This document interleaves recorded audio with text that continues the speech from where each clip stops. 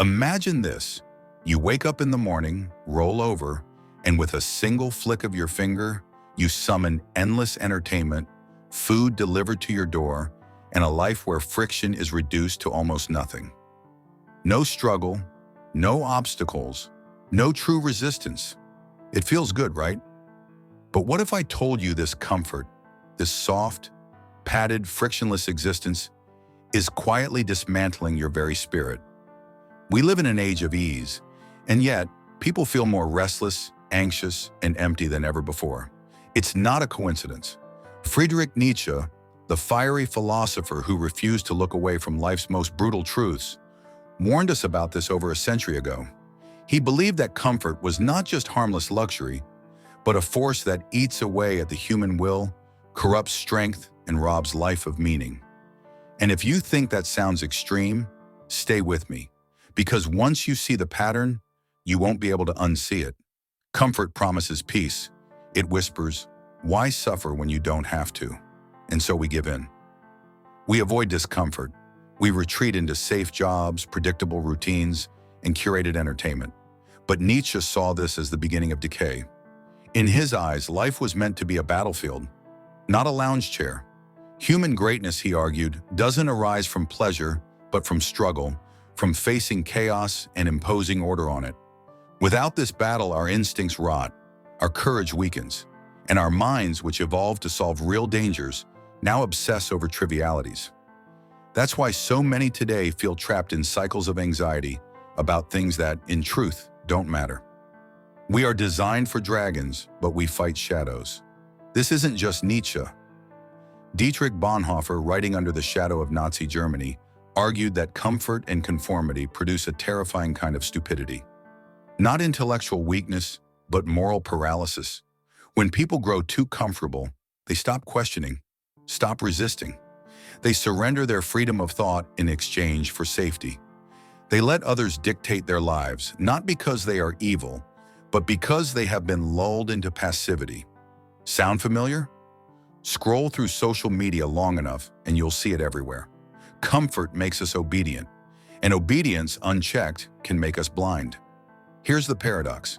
The safer and more comfortable life becomes, the less resilient we are. A generation raised without danger is a generation that collapses under minor stress. Plato warned about this in his vision of democracy's decay.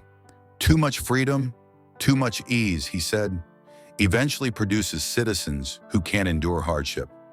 And when the storms of life inevitably return, as they always do, those citizens desperately cling to strongmen, tyrants, or ideologies that promise them shelter. Comfort breeds fragility. Fragility invites tyranny. Ever notice how people who seek truth often feel isolated, even cursed? Nietzsche believed this wasn't accidental.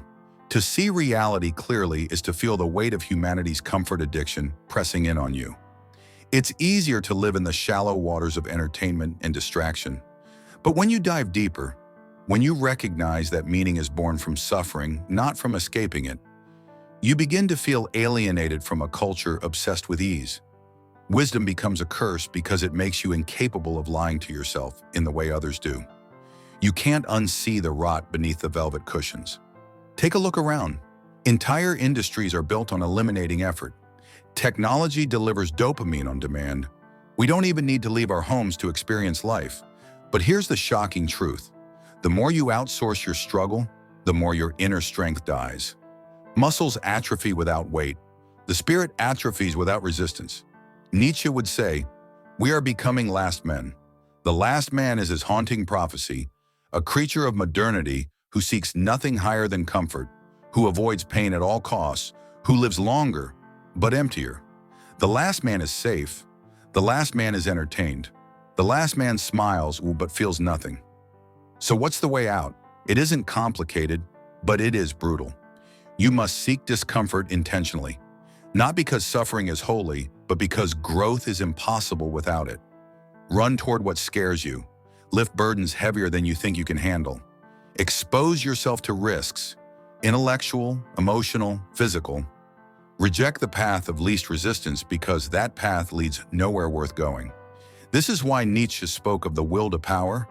Not power over others, but power over yourself. The strength to transform suffering into meaning, chaos into art, despair into creation. Here's the dark irony.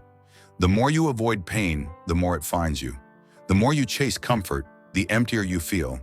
But the more you embrace discomfort, the more alive you become.